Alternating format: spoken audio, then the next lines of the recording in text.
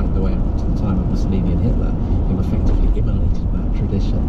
But I think that the great fascination of studying the Romans is that they are fantastically alien. They are interesting more for the reasons they're not like us, and they are sufficiently similar to us, perhaps, that studying Rome has something of science fiction. But once you've thought yourself into the Roman mindset, you see that even though Roman civilization sustained slavery, blood sports, and imperial conquest, they still have an incredible burning sense of morality, and that the course of Roman history, which sees a republican system of government replaced by an autocratic system of government, is a kind of great moral tragedy as well as a political tragedy. And I find it really moving. I mean, I find seeing the world through Roman eyes, it makes me aware of how contingent, I guess, my own perspectives and values are. Let's talk about Australia. Quite brave for two for Australia at the same time as the English cricket team. We were getting a bit of a hard time. And Tom, I share your pain. If you were in Perth. Yeah, I was, and I kind of time 4 days. Obviously, that was optimistic. Yeah, well, 2 days after the Test match was over, I was at the Museum of the Mint in Perth. Kind of thinking, not to cast any shade on the Museum of the Mint in Perth. I mean, it was epic, and it was brutal, and the deeds that were performed there be sung down the ages. But it was kind of like the Iliad, that if you're a Trojan, you don't really want to sit and watch the Trojan War. That's kind of what it felt like. An epic historical take on the first Test in Perth. One of the things I love about Australia is that Australians don't take themselves particularly seriously. I think you've seen that, haven't you? The fun that you have with Australian audiences. But I think a corollary of that is Australians don't necessarily take Australian seriously. And I think that extends to its history. There's a lot of people in Australia who don't think Australia's got much of a history. There's no Gettysburg, there's no Revolutionary War. They look at history and they think it's a little bit kind of threadbare. I wonder what your sense. No, we wouldn't agree with that at all. Yeah, I'd push back against that. So we did we did one of the great moments in world history, which a lot of your listeners will know, which is when the Australian Prime Minister Billy McMahon in the early 1970s went for an interview, I believe, at ABC, and walked out having tried to steal a tape recorder, and he was stopped on the way out. He said, no, this is my tape recorder. That's exactly how he spoke, by the way. People love your Australian accent. Of course they do. They love it. And actually, the people who stopped the security guard or whatever said, no, look, he turned it over and embossed on the back was property of ABC Radio. And so we enjoyed telling that story in our deeply researched series. In 800 metres, turn right onto Golden Highway, B84. Yeah, so Julia Gillard is a listener. She's a listener. Yeah. And you know dealing with Tony Abbott. Tony Abbott sent me his new book. He's just written a book. I'm reading it at the moment. Yeah, I think it's very good. He's the guy who I talked about yesterday when we were in the Sydney Opera House, and he has this great story about Robert Cecil, the future Lord. Turn right onto Golden Highway, B84. But he goes out as a young man to investigate the Australian goldfields, and he's wearing this white top hat. And one of the diggers picks up a lump of clay and knocks it off, and that's very... Continue on B84 for 1.5 kilometres. Right, who says Australia doesn't have a history? Come on. And that's a really interesting bit of the book that proves the point, really. I mean, a lot of people look at Australian history and think, well, they just sort of copied the Brits. But actually, Australia developed a very distinctive form of democracy, which Tony Abbott's work actually gets into. A fabulously rich country in the 19th century. And the sense in which it's mapping and in some ways kind of exceeding what's going on in the United States at the same time, I think is... In 600 metres, turn left onto Black Stump Way. We focus, of course, on our own behaviour and British people, but the story of the World Wars, which is so essential now to British national identity, the Australian component of that is obviously enormous. So you think of Gallipoli, for example, but then you think of the Australian or indeed New Zealand airmen in the Battle of Britain. Turn left onto Black Stump Way. Singapore, the fall of Singapore, not as well known in Britain as it should be, actually, but arguably the single, the moment of death. Continue for 122 kilometres. For Australians and their sense of where they were in the world, and where their future lay. No, exactly. A lot of Australians forget that too. Submarines in Sydney Harbour. Submarines in Sydney Harbour. Yeah. academic scholarship can be a very lonely business. You squirrel yourselves away in the archive, in the libraries. Often you don't talk to people all day. So how is it to step out on stage at somewhere like the Sydney Opera House, where you've got thousands of people? It's mad. Yeah, it's incredible. I mean, there was a moment, so last night we were at the Sydney Opera House, and there was a moment, I think it was the first, we both agree it was the first time we genuinely Lost kind it of on cracked up on stage. stage, where we were talking about Savonarola, the sort of mad monk who tried to reform Florence in the 1490s and ended up as the master of Florence, the bonfire of the vanities. Before being put to death. Yeah, before he burned himself. And Tom does an excellent Savonarola. He does Savonarola. Very raspy voice, he spoke like that. And there was a moment with an Italian accent. Exactly. There was a moment on stage where there was 1,500. I said, do you have to And we were talking about what would Savonarola make of Australia now, 21st century Australia. We were ventriloquising Savonarola, talking about barbecues, shorts, revolting. And you're absolutely right. You know, when I was doing my PhD, if you said to me, one day you'll go to Sydney Opera House doing Savonarola's voice, talking about barbecues, you know, it would seem like some mad fever dream. And in fact, the whole podcast seems like a bit of a mad fever dream, because when we started, I remember saying to someone, you know, we'll just be shouting into the room. No one's going to listen. We're just going to wait to want to do it. And he said the line that should basically be engraved on my tombstone, which is, it will be no work, which was totally untrue. It's just wonderful to go from academic scholarship, where no one cares, to a world in which people do care. People are really invested in the stories we're telling. I mean, that's absolutely. I think also what we find when we're going around Australia and we get questions from the audience is we can tell the stories we've been doing in the podcast and the characters, how they have impacted on people. And it's like they're talking about figures from soap operas or something like that. And suddenly, Lady Hamilton or whatever is a live figure being talked about on a stage in a way that she probably hasn't been for a fair while, I would think. let me tell you about something amazing. I went to a school and I was talking about American history. 250 years of American history makes sense of Donald Trump. If you look at history in a slightly different way. And at the end of it I said, you know what, this is a big history day for me tonight. I'm meeting the guys who do the rest is history. This was a class of 15-year-olds and I asked them, anybody listen? More than half of them put their hands up. Oh, the future of Australia is secure. Yeah. What a fine tribute. I've never said a bad word about Australia. Never. Yeah, I don't mind if they win 500 matches. Good on them. Tom Alexander, it's been a great pleasure to talk to you on Saturday Extra. Thanks so much for joining. Thank you. Thank you. And the history of this country goes back millennia.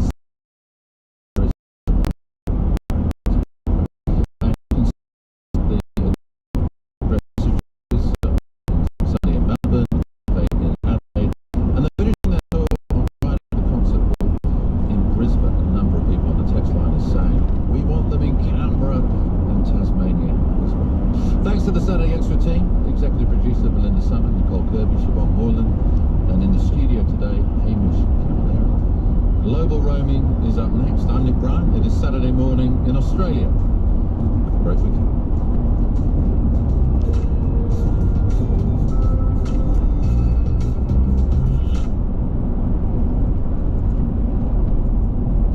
Well, it started as a series of strikes against boats suspected of smuggling drugs. Another strike by U.S. forces on a boat allegedly transporting drugs into the United States. This is according to the DoD Secretary Pete Hegseth. Yes, this is a factual story we're telling. This is not some weird movie. Suddenly, there's now a whole armada of U.S. warships stationed off the coast of Venezuela. The USS Gerald Ford aircraft carrier. It is now within striking distance off the waters of Venezuela. It's the largest UN military presence in the Caribbean since the 1989 invasion of Panama.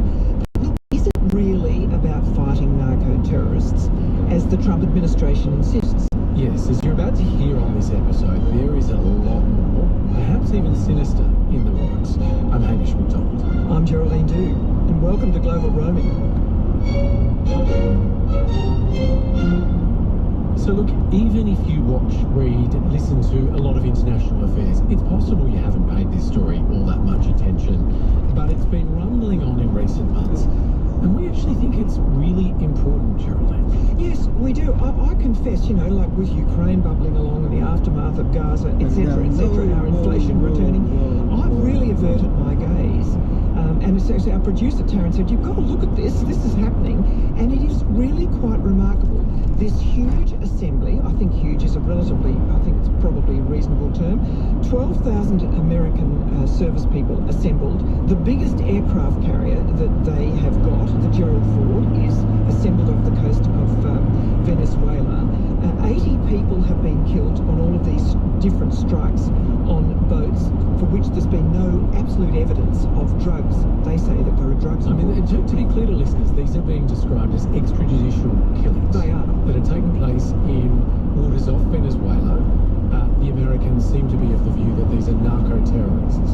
That's right, and they've even labelled a particular organisation, the Cartel de los Soles, which is the Suns, has been named as and that Maduro represents the sort of hallmark of that, and this is a sort of a legitimate target for America as you know, a threat on its doorstep. Now, there's no evidence that this thing exists as it's named at all. So there's just no evidence for any of this. I mean, Maduro is not to be fated. Nicolas Maduro, who came in after Hugo Chavez died in 2013, he came in as dictator. 8 million Venezuelans have left. He's run a terrible. He's run them into the ground. Look, Venezuela is a mess. I think from a political point of view, from an economic point of view. So Hugo Chavez, long-term leader, a leftist, one of these sort of typical Latin American authoritarian leftist leaders, ultimately replaced by Maduro. There was some hope that maybe Maduro might start to get the place in order, but you know, terrible inflation, fuel prices absolutely beyond what's system breaking down. Yeah, but it is this. I mean, I've travelled there well over a decade ago. Stunning country, Caracas, beautiful city, but ridden with crime. You know, this hilly, beautiful green landscape, but so dangerous that you're told not to walk on the streets. Incredible natural landscapes on the coastline, on the islands, you know, in the Caribbean. Enormous resources of oil and other biggest reserves in the world. I mean, I was amazed to read that. So this is a country that of success and a population that is educated, that has capacity, that is proximate to other nations and larger economies like the United States, but also those to the south, like a lot of opportunity for a country like Venezuela, but it is not, it's fair to say, not at all anywhere near where it needs to be. And so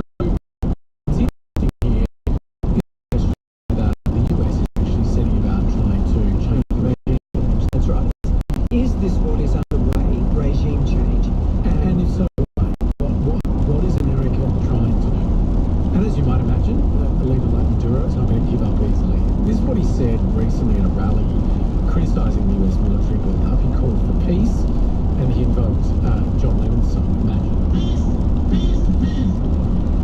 Algo me sale como la canción de John Lennon. Imagine us people.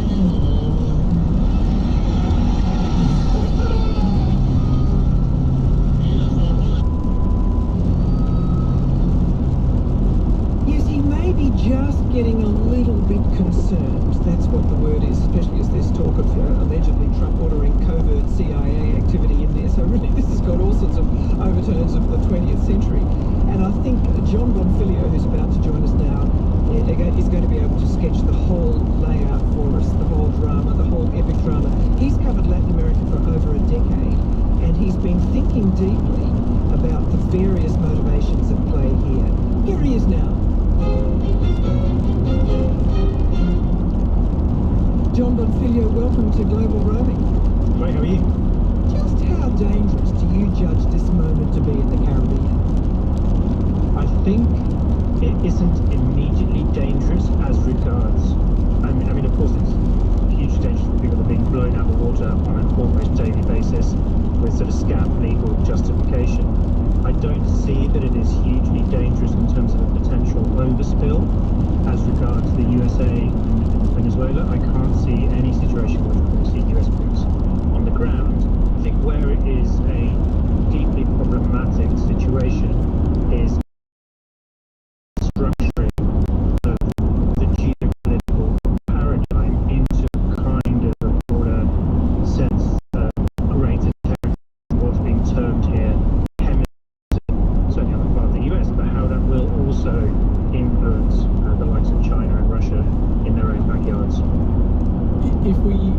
to break this down a little bit for our audience. What's the stated reason that this is happening?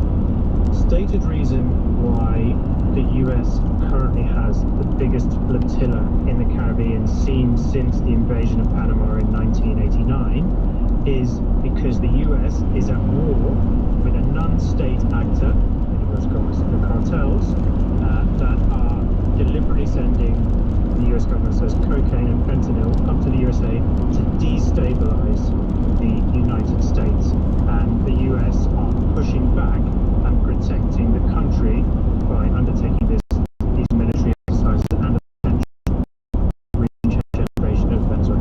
Yeah, so I guess that leads me to the question of what is it that's going on that makes people, certainly in the region, but also the wider world, view this with a fair degree more suspicion than that? But I mean, the obvious thing is because the current logic, if you want to call it that, just holds no water. I mean, if we look very precisely at the movement of drugs up through South America, if there is huge movement of drugs up through South America, it does not follow any of the procedures that the US suggests that it does.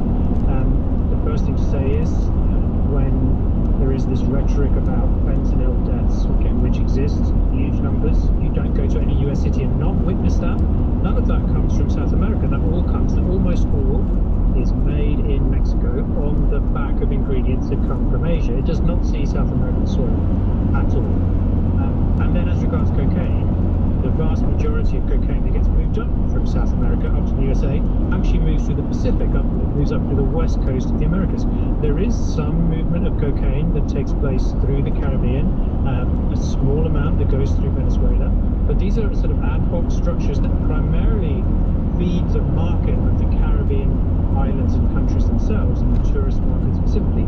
A minuscule amount, almost none of that, is going to end up in the United States of America.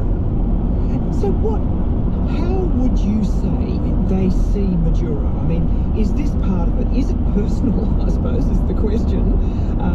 Or is there a bigger geopolitical play underway? I don't think it's personal in the slightest. I think it's difficult to understand Donald Trump's motivations in a sort of, as we would historically understand or analyse the actions and motivations of politicians. I think we're well past that. He works on instincts, not logical policy, and I think that's where the hemisphereism comes in. Because I don't think we can understand what's happening with the US and Venezuela exclusively through the president. We've seen it. I would add to the list the theoretical annexation of Canada as the 51st state, the forcible takeover of Greenland for natural resources, proposed military bases in Ecuador. Just a few weeks ago, the financial package, the bailout was offered to Argentina to coerce the electorate to give the President Javier Milei their electoral win. So I think this is an entry point for Trump into this broader geopolitical influence that he in his administration wants to achieve. We think sending a message on these cartels, these narco-terrorists, is an important insider hemisphere, which for far too long, other presidents, as the president pointed out, they've ignored our own backyard and allowed other countries to increase their influence here, which only threatens the American people. We're changing that. Where it is personal, though, I do think there is a personal aspect to this, but again, it's sort of second, it's not an end point, is that over the last 20 years, the sort of the Chavismo, the sort of anti-imperialist rhetoric that comes out of Venezuela is full of bombast. It has been very markedly anti-Trump, even in Trump's first term, and it is basically the most aggressive that there is internationally, and I'd say that clearly has personally irked Trump. And then alongside that, there are definitely advisors, there are voices in his ear that want to use this situation, make the most of the situation to achieve their own ends. So, can you paint a picture of the geopolitical play here? Like, there's so much complicated interconnectedness with the big oil reserves in Venezuela, the relationship from China with Russia. Help us understand where this all sits there. So geopolitically, what you have is key alliances between Nicolas Maduro and Venezuela, China,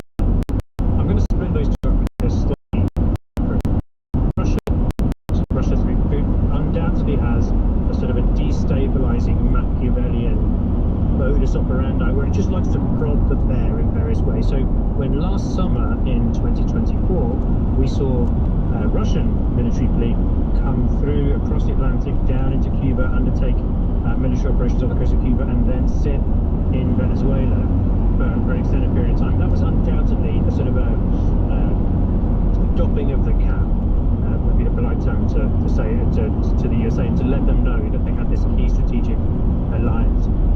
Venezuela under Maduro would not currently be in place were it not for the support, in particular financial support, during the Venezuelan economic implosion of the last decade, were it not for Russia and China. And China is slightly different because Russia doesn't want geopolitical influence in Latin America, but China absolutely does. And China of the last generation has involved itself in huge African road initiatives, infrastructure builds right across the region, and it sees its relationship with Maduro as an entry point into influence regionally.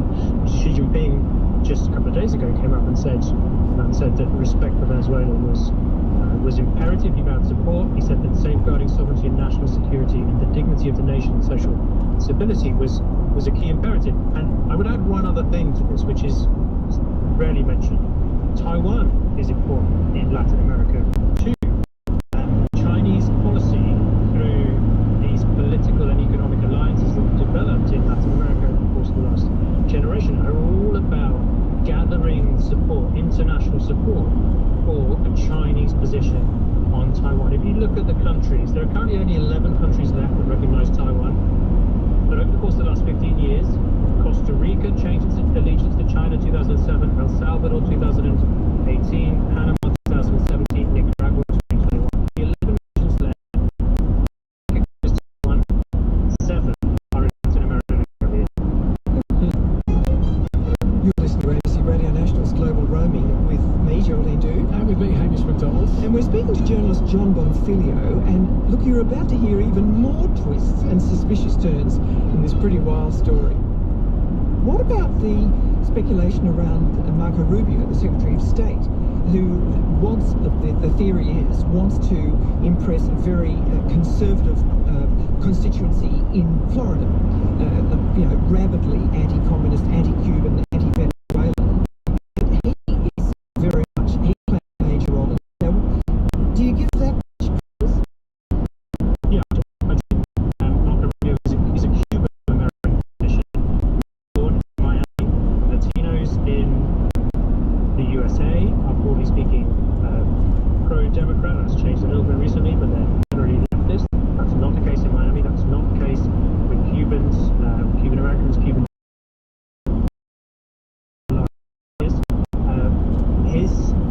It is not just that background, the fact that his parents were Cuban, they left for the USA in 1956. He said it was that they fled Castro's Cuba, which is not entirely correct if you look at the years that it took place. But he used that narrative as part of his, when he was competing against Donald Trump in 2016, as part of his sort of founding myth of his family's movement to the USA. And it is a key driver for Marco Rubio, not just in terms of who he is, but in terms of how he wants to advocate for and achieve foreign policy. And again, for him, Venezuela is not just Venezuela, it's also Cuba, and it leads directly to the fall of Cuba. So I guess that leads us to what I want to understand, which is if America sees a version of reshaping Latin America that suits its interest, what does that look like? Well, if we go back to Venezuela, the key entry point in Venezuela isn't just removing the Chinese influence, but it is also about the fact that Venezuela economically is bankrupt, is defunct. Historically, it was the richest country, one of the richest countries in the world, definitely the richest country in South America. Opening up Venezuela to US influence and US markets just changes the entire landscape, and that is an entry point. That again is where I think we have to think about ourselves in the mind of Donald Trump, because the geopolitics is also economic. It is also leads to make America great again economically. And actually, this whole thing about oil recently, which has really been spoken about, but now Republicans are openly speaking about it. Republican Congresswoman Maria Salazar just a couple of days ago spoke about how opening up Venezuela, the Venezuelan oil fields,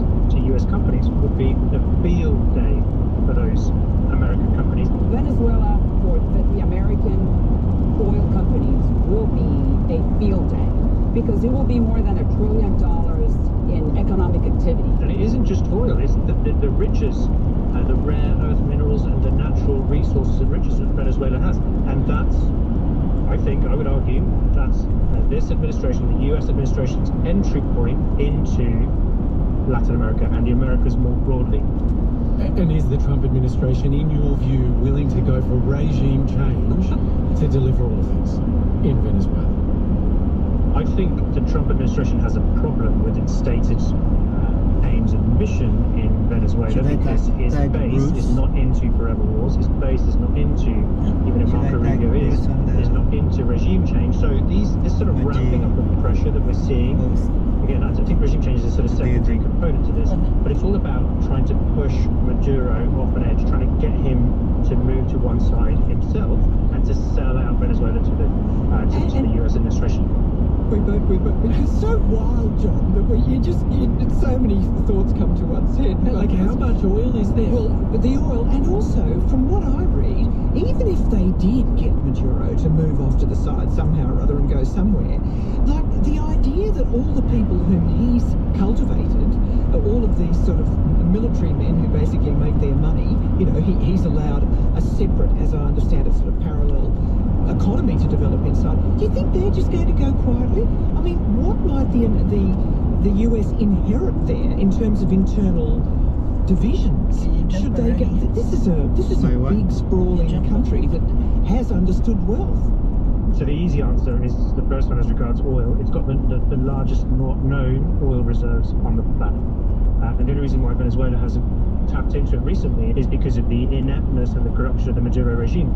As regards the military infrastructure around Maduro, I think this is a deep misunderstanding that the Trump administration has undertaken, because the only way that Maduro is still in power is because he's brought people around him, I reckon military officials in particular, who had nothing before, and inherent to their levels of corruption and the graft is the fact that if he goes, then they'll be sold down the river. So if he goes, they all have to go, and then we have a vacuum.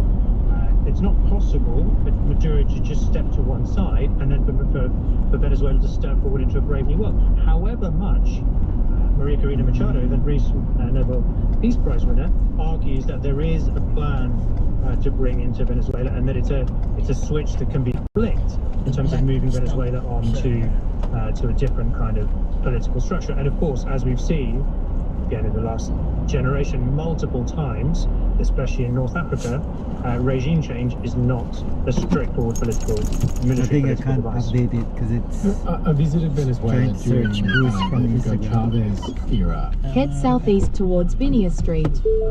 The Iran nuclear